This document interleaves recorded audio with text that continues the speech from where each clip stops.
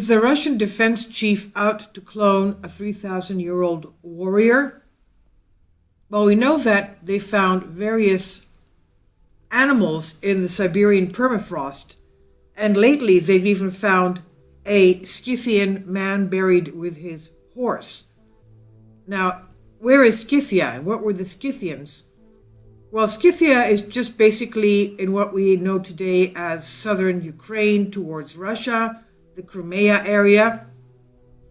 And most of us don't know, but the ancients didn't have horses unless they imported them from Scythia, where men and women, warriors, were riding their horses to battle.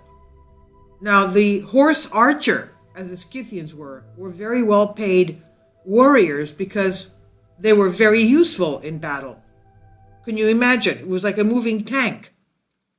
Now, I remember once I went to a museum in Marathon in Athens, and I went to the museum of the Battle of Marathon, and they found certain areas there where people were living, and one excavation showed a man that was buried with his horse. Kindly support my Patreon account since YouTube has again demonetized my YouTube channel. The daily posts are 5 videos daily, and they are totally different from what I have on my YouTube channel. Thank you so much for your support and that you find all my content so interesting. You'll find the Patreon account details in the description box below. That was a very strange thing to see, and I asked one of the curators there, why was this man buried with his horse? He said, well, horses were very expensive, and they were very close to their horses. We even know Alexander the Great loved his horse, Vucephalas, a horse with a very big head, and they brought these horses, well, Alexander the Great lived about 330 BC, but in Athens, for example, during the Battle of Marathon, about 490 BC, about 100 years before Alexander the Great, they had no horses. The Persians had horses. The Athenians did not have horses. They only had their armor, which was pretty heavy to lug around, their swords and their armor. And yet they won the war, the Battle of Marathon. Now, horses were very expensive, and people would trade to buy horses. They had the Silk Road from towards the east and also towards the west, even to through the British Isles, even up to Scandinavia, but also towards the east. That's where they got their horses from.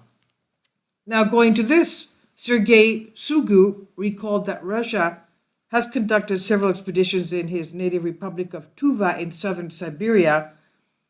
It's home to a number of prehistoric Scythian burial spots. The Russian defense minister, Sergei Shoigu, told a session at the Russian Geographical Society, which he oversees, by the way, that ancient burials preserved in the permafrost of Siberia could provide organic material and that it would be possible to make something of it, if not Dolly the sheep. We know that they found ancient wolves, they found woolly mammoths, they found various animals, and their DNA was pretty intact. Now, the minister here was referring to a well-preserved remain of an ancient Scythian people and animals who inhabited what is now Tuvia of southern Siberia. The place in question is a 3,000-year-old burial site of nomadic warriors who were often laid to rest alongside their horses in an area known as the Valley of the Kings in the mountainous Republic of Siberia.